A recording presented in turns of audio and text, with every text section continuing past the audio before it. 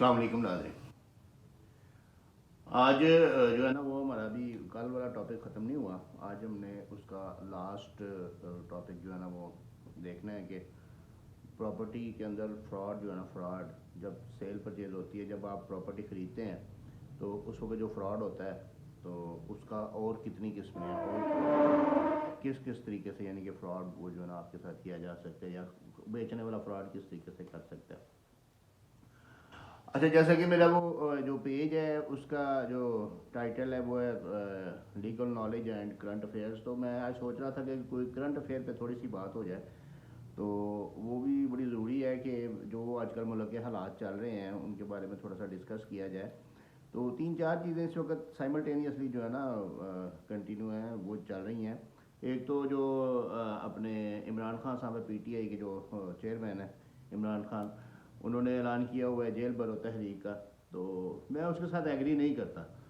क्यों? क्योंकि ये पाकिस्तान की जो कौम है ना, बेसिकली जो अब महंगाई की चक्की में जो पिस रहा है ना बंदा, वो सबसे गरीब है। जो गरीब तबका है ना, जो मिडिल क्लास तबका है, उन बेचारों का ये हाल है कि वो अब इस महंगाई की चक्की में बिल्कुल पिस गए हैं। आज का वाक़या, आज का समड़ियाल नहर में एक बाप ने अपने बच्चों को साथ लेके उसमें छलांग लगा दी है। सिर्फ यही है कि उसके पास वो उनको खिलाने के लिए रोटी नहीं थी। तो ये अल्लाह ताला की तरफ से एक अज़ाब है जो हमारे ऊपर नाज़िल हुआ हुआ है हुक्मरानों की शक्ल में।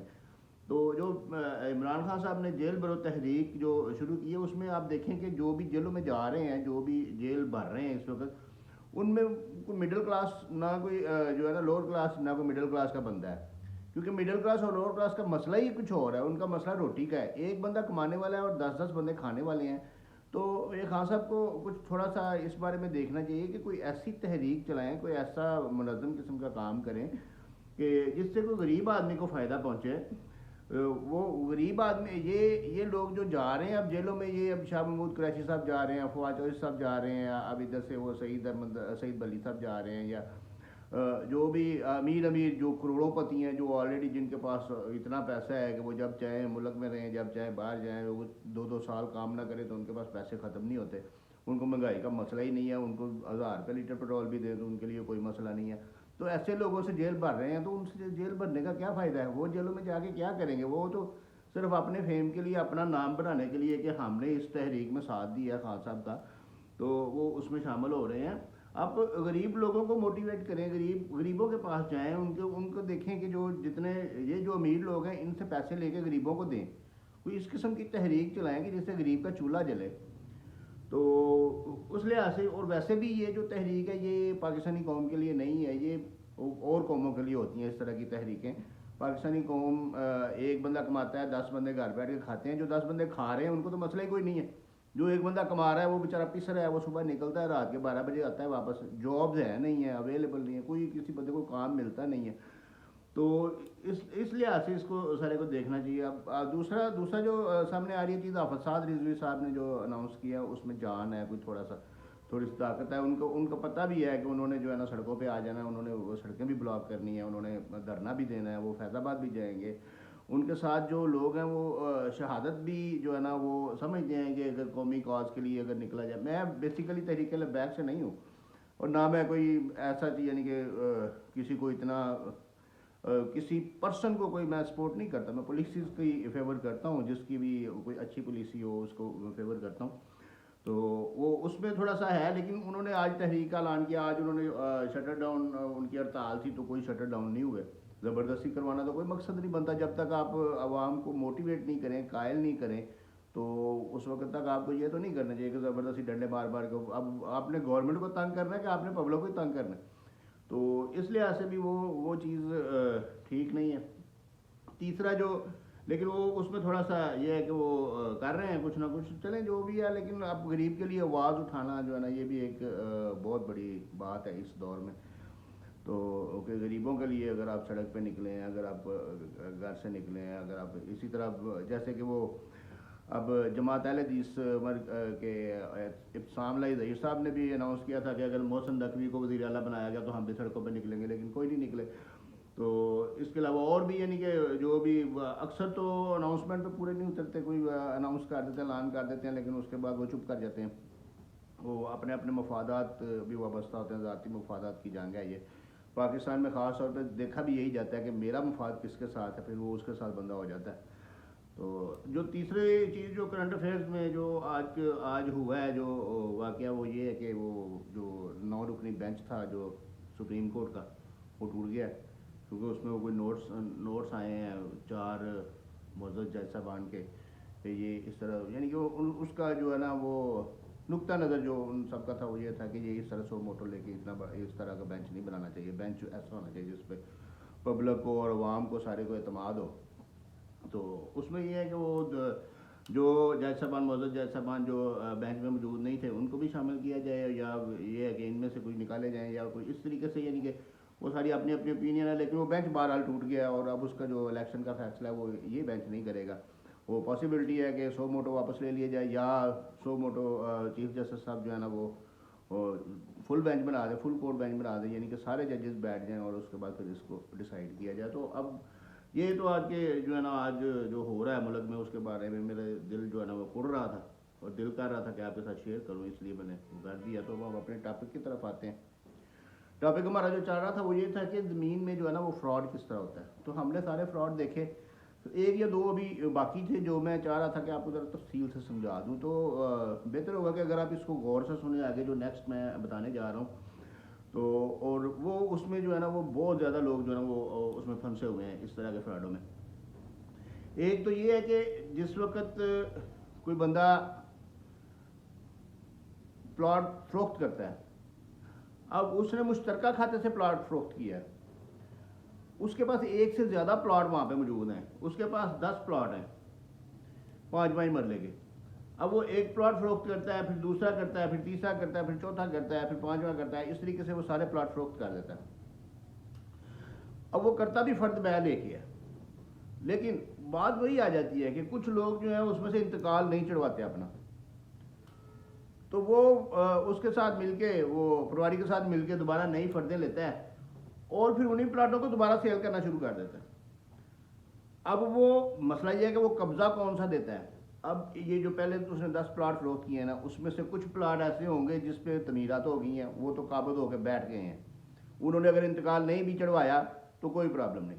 अगर एक बंदे ने रजिस्ट्री करवा लिया, इंतकाल नहीं चढ़वाया, उसने अपनी बिल्डिंग बना ली है, तो वो तो बैठ गया उधर, रजिस्ट्री करवा के बैठ गया, वो तो मालिक हो गया, उसने कब्ज़ा भी ले लिया, सारा कुछ कर लिया। लेकिन एक उसके साथ वाला ये उसका कोई शरीफ आदमी जिसने अभी तक कब्ज़ा ले लिया हुआ है, रजिस्ट्री भी करवा लिया है, इंतकाल उसने भी नहीं चढ़वाया, या उसने अगर चढ़वा भी लिया है तो जिसने नहीं चढ़वाया उसकी जगह पे जो है ना वो पहले मालिक का नाम फ़र्द पे चल रहा है, महकमा माल में चल रहा है। वो महकमा माल वाले क्या करेंगे, पटवारी साहब उसको जो है ना वो फ़र्द जारी कर देंगे, वो जगह सेल कर देगा।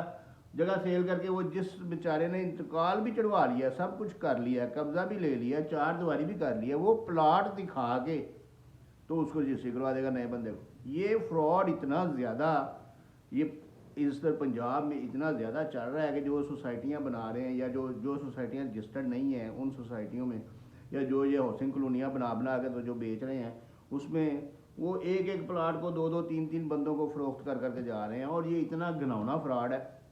इसके लिए ज़रूरी ये है कि आप जिस वक्त रजिस्ट्री करवाएं उस वक्त एक तो उसका हदूद लिखें, जो मैंने पहले भी आप लोगों को गुजारिश की है पिछले लेक्चर्स में भी। उसके अलावा उसकी 4 दीवारी करें, 4 दीवारी करके गेट लगाएं, उसके ऊपर एक नोटिस लगाएं लिख के, या कोई एक लोहे का उसके ऊपर बोर्ड लगा दें छोटा सा, जिसके ऊपर लिखा हो कि ये प्लाट मेरी मलकियत है, अपना नाम, नंबर, फ़ोन नंबर सारा कुछ, अपने वकील का नाम नंबर लिख दें या अपना लिख दें, तो वहाँ पे सारा। और उसके अलावा उसका इंतकाल करवा के फ़र्द लेके अपने पास रखें, रजिस्ट्री अपने पास रखें, भले उसको वो प्लाट दिखा के किसी दूसरे को बंदा बेच ना सके। अब डॉक्यूमेंट किसी और के होते हैं, प्लाट कोई और दिखा के तो वो बेच जाता है। दूसरा फ्रॉड जो होता है वो भी बहुत ज़्यादा चल रहा है इधर, वो भी मुश्तरका खाते में है कि एक विरासत हुई, बहन भाइयों का हिस्सा आ गया। अब 2 भाई जो है ना वो मिल गए आपस में, उन्होंने मिल के जो है ना वो सोचा कि हम फ्रॉड कर लें। उन्होंने बहनों को अपना हिस्सा दे दिया, सबको अपना हिस्सा दे दिया। उन्होंने क्या किया, एक ने जो है ना अपनी प्रॉपर्टी बेच दी। अब वो प्रॉपर्टी वैल्यूएबल है, उसकी प्राइस काफ़ी ज़्यादा है, वो 2-2.5 करोड़ की उसने बेच दी, या 50 लाख की बेच दी, या 1 करोड़ की बेच दी। जितने की भी बेच दी। अब जिस बंदे ने खरीदी है उस बंदे ने जो है ना वो डीसी रेट पर रजिस्ट्री करवा ली, बल्कि उसको मोटिवेट किया कि तुम डीसी रेट पर रजिस्ट्री करवा लो। जब उसने रजिस्ट्री करवा ली डीसी रेट पे तो दूसरे भाई ने शुफा कर दिया। अब दूसरा भाई जो है वो वैलिड है, उसका शुफा वैलिड है, क्योंकि वो शरीक खाता है उसमें, वो खाते के अंदर मालिक है, एक बाप की वो औलाद है, एक ही प्रॉपर्टी है, एक ही घर है या कोई दुकान है या कोई प्लॉट है, और वो डिवाइडेबल भी नहीं है, तो वो उसका पहला फर्स्ट प्रायोरिटी राइट उसका बनता है। अब जिस बंदे ने 2 करोड़ दे के 25 लाख की रजिस्ट्री कराई है या 40 लाख की रजिस्ट्री कराई, वो बंदा तुम्हारे आ गया, उसको तो कोर्ट ने 40 लाख देना और उसे कहना कि चलो भाई तुम फारग हो, ये रजिस्ट्री इसके नाम कर दो। तो ये जो फ्रॉड है ना, ये फ्रॉड शुफा ऐसे नहीं हो रहा। शुफा उस वक्त हो रहा है जिस वक्त बेचने वाले के दिल में बेईमानी है। तो इसको जो है ना वो और वो जिस वक्त वो बेईमानी की बुनियाद पे, उस बेईमानी की बुनियाद पे वो जो है ना वो सेल करता है और फिर सेल करके अपने भाई से जानबूझ के शुफा करवा देता है।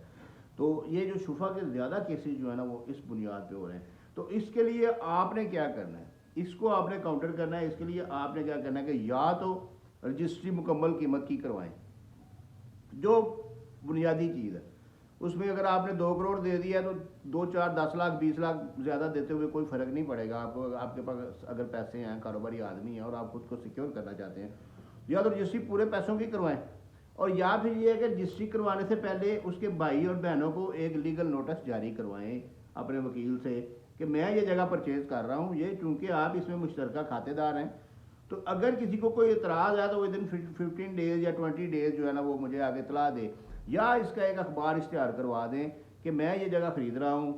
तो क्योंकि इसमें मुश्तरी होशियारबाश वाला जो है ना वो फिनोमिना वो इसमें आता है कि कोर्ट तो इसको देखती है कि इसको पहले इसको होशियार होना चाहिए मुश्तरी को कि ये खाता मुश्तरका है तो इसमें से ये परचेज़ कर रहा है। तो इसलिए या उसमें अखबार इश्तिहार करवा दें या उसमें उसके भाइयों को नोटिस दे दें। हाँ, एक इसमें एक और प्रपोजिशन आती है कि वो जो बेचने वाला है ना वो कहता है मैं अपने भाइयों को नहीं बताना चाहता तो तुम मुझसे ख़रीद लो, और आपके दिल में भी जो है ना वो 2 नंबरी आ जाती है कि पैसे कम मांग रहा है तो चलो मैं इससे ख़रीद लेता हूँ। वो कहता है कि भाई मैंने तो शुफा नहीं करेंगे, या वो आपको कहता है कि ये शुफे की जिम्मेदारी आपकी है, या इस तरीके से जो भी है ना वो आपके साथ उसकी जो है ना वो एडजस्टमेंट हो जाती है। उसको भी पता है कि यानी कि ये शुफा हो जाएगा, आपको भी पता शुफा हो जाएगा, लेकिन इसके बावजूद भी जो है ना वो आप जगह ख़रीदने पे तैयार है। लेकिन आप ये भी चाहते हैं कि रजिस्ट्री भी जो है ना वो कम कीमत में हो। उसके लिए आपने क्या करना है, उसके लिए एक ऑप्शन सिर्फ मौजूद है। उसके लिए कुछ लोग कहते हैं जी हम तबादला कर लेंगे तो तबादले पे जो है ना वो शुफा नहीं होगा। नहीं, ऐसी भी कोई बात नहीं, तबादले में भी शुफा होता है। जिस वक्त ट्रांसफ़र ऑफ पोजेशन हो गया, रजिस्टर्ड सेल डीड रजिस्टर्ड हो गई या तबादला की रजिस्ट्रेशन हो गई, उस वक्त शुफा का राइट जो है ना उसका शुरू हो जाएगा। इसलिए वो ये कहना कि ये तबादला हो गया, हाँ वो जो हिबा है हिबे पे वो शुफा नहीं होता, लेकिन वो हिबा आपको कर नहीं सकता, थर्ड पर्सन है, थर्ड पर्सन आपको हिबा कैसे करेगा। इसलिए उसका एक ही तरीका है जो कि इसके अलावा भी उसका कुछ लोग जो है ना वो कोर्ट के जरिए बदलिया कोर्ट जो है ना वो पहले डिग्री करवाते हैं तक मेले मुआहदा के, उसके बाद रजिस्ट्री करवाते हैं। वो सोचते हैं कि इस तरह जो है ना वो शुफा नहीं होगा, नहीं, उस तरह भी शुफा का राइट जो है ना वो हो जाता है। तो इसलिए मैं आपको ये बता रहा हूँ कि अगर आपने बहुत महंगी प्रॉपर्टी ले ली है, 2, 2.5, 3 करोड़ की प्रॉपर्टी ले ली है, और आपकी वो डीसी वैल्यू जो है ना, कमर्शियल प्रॉपर्टी है, डीसी वैल्यू उसकी जो है ना वो डीसी वैल्यू रेट पे जो है ना आपकी रजिस्ट्री वो 30-40 लाख की हो रही है, तो उसके लिए आप चाहते हैं कि मेरे पैसे इतने ज़्यादा बच रहे हैं तो मैं इसका क्या करूं। तो उसके लिए ये है कि आप सबसे पहले उसकी छोटी सी रजिस्ट्री करवाएं। यानी अगर 10 मरला है तो पहले 1 मरला की रजिस्ट्री करवा लें 15-20 लाख की, 1 मरला की रजिस्ट्री करवाएं। 1 मरला जगह लेंगे तो आपको पता चल जाएगा कि वो शुफा करने वाले शुफा करते हैं कि नहीं, और अगर वो नहीं करते, अगर वो करते हैं तो फिर तो आपको पता चल जाएगा, आप काउंटर कर लेंगे उसको। और अगर वो नहीं करते, क्योंकि वो भी हो सकता है वेट कर रहे होंगे जब बाकी ले तो फिर ही करेंगे, या हो सकता है उनको पता ना चले, यानी कि आपके पास सारा सिनेरियो सामने आ जाएगा कि उसमें क्या मेरे साथ हुआ है, क्या होना है, क्या हो सकता है। तो 1 मरला जगह की आप रजिस्ट्री करवा लें, उसके बाद और वो 1 मरला जो है ना वो फ्रंट से करवाएं, मुकम्मल फ्रंट से, क्योंकि आपको पता पिछली भी आपने लेनी है, तो फिर आप उस बंदे से बात कर लें, उसको पैसे दे दें, एग्रीमेंट बाकी का कर लें, लेकिन वो अगली जो जगह है ना जो फ्रंट है मुकम्मल जितना उसका बनता है ना वो फ्रंट ले लें।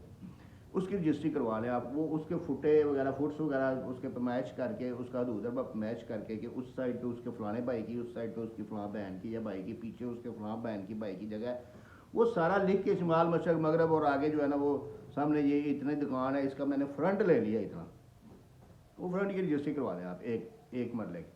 जब वो आप करवा लेंगे तो उसके बाद आप भी उसके शरीक खाता शरीक हो जाएंगे और आपकी प्रायोरिटी हो जाएगी, क्योंकि फ्रंट आपको लग रहा है सारा उस जगह का जो आपने परचेज करनी। उसके बाद जब आप पिछली जगह परचेज करेंगे, पिछली जगह की रजिस्ट्री कराएंगे, तो फिर शुफा जो है ना वो वैलिड नहीं होगा इतना।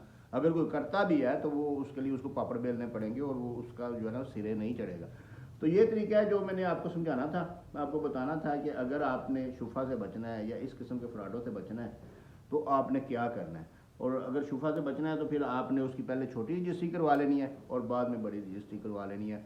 बाकी जो है ना, अगर आपको मेरी वीडियोस पसंद हैं, अगर आप लाइक करते हैं, अगर आपको कोई अच्छी इन्फॉर्मेशन लगती है कि अच्छी इन्फॉर्मेशन है, तो इसको शेयर ज़रूर किया करें, क्योंकि जब आप शेयर करेंगे तो फिर ही दूसरे लोगों को पता चलेगा और दूसरे लोग भी जो है ना वो इसमें इंटरेस्टेड होंगे और उनको इल्म होगा कि हमने कैसे इस तरीक़ाकार से, इस तरीक़ाकार को अडॉप्ट करके हमने कैसे फ्रॉड वगैरह से बचना है और अपनी प्रॉपर्टी को किस तरीके से सेव करना है।